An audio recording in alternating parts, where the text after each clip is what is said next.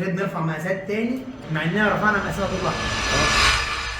بص يا عم سيد، دلوقتي المقاسات دي احنا دلوقتي بنرسم البلان اهو خلاص، وبنرفع المقاسات دي علشان ايه؟ علشان احنا بنعمل اسبلت بعد المحاره، عشان انا عندي السيراميك هنا او البورسلين اللي هيركب هنا خلاص لازم يتقسط كويس جدا بعد المحاره، فانا برفع مقاسات اول مره دي على الطوب الاحمر والفيلا على الطوب الاحمر، بنرفع مقاساتنا خلاص، بنشتغل الكهرباء والسباكه والبقى كل الكلام ده بنشتغله على الطوب الاحمر عادي جدا. طيب احنا ليه بنرفع مقاسات تاني دلوقتي؟